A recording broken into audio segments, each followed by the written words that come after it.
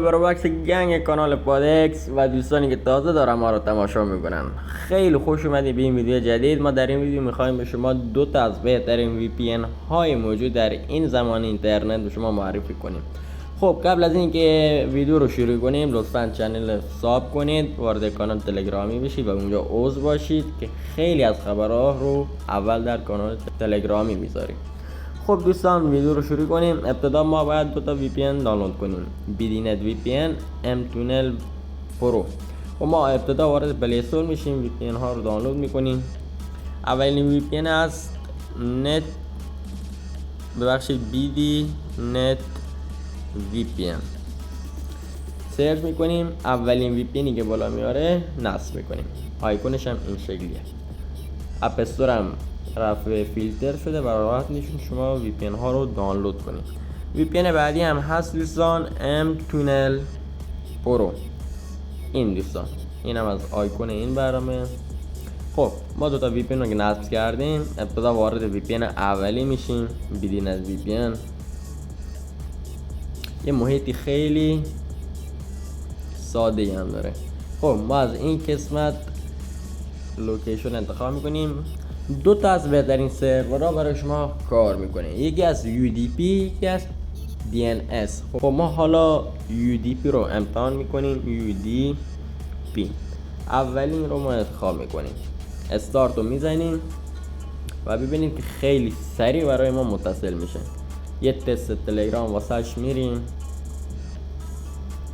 ببینید خیلی سریع برای شما تلگرام رو آپلود کرد. یه یوتیوب هم تست میگیریم ازش، ببینیم چجوره. عالیه، خیلی قوی و پرسرعت برای ما یوتیوب هم بالا آورد. ببینید. خب این بود دوستان از وی پی ان اولی. خب میریم برای وی پی ان دومی، اونم یه تستی بزنیم. این وی پی ان دومی هم باز کنیم، ام تونل پرو. وارد برنامه میشیم.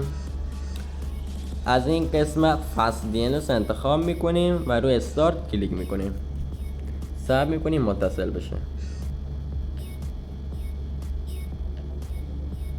یه خورده که صبر کنیم برای ما متصل میشه. خطای ایرانسل، همراه اول و مخابرات یا همون وای فای، هر دو وی پی ان برای شما کار میکنه و سرعت خیلی بالایی هم داره. حالا بستگی به منطقه و مکان شما هست که اینترنتتون قوی باشه یا نه. اگه قوی باشه اینترنت خیلی سریع وی پی ان ها برای شما کار میکنه و بارگذاری میکنه ویدیوها و سایت ها و بازی و برنامه ها. این وی پی ان اولی هم که به شما گفتم برای بازی هم خوبه، پابجی، کالا، فری فایر. خب دوستان برای ما کانکت شد، میریم تست تلگرام ازش بگیریم ببینیم چه جوریه. ببینید خیلی سریع اینم برای ما تلگرامو بالا برد. خب دوستان عزیز این هم بود از این ویدیو. حتما این وی پی ان ها رو نصب کنید، استفاده کنید، خیلی خفنن. خب دوستان تا ویدیو بعدی، خدا نگهدار.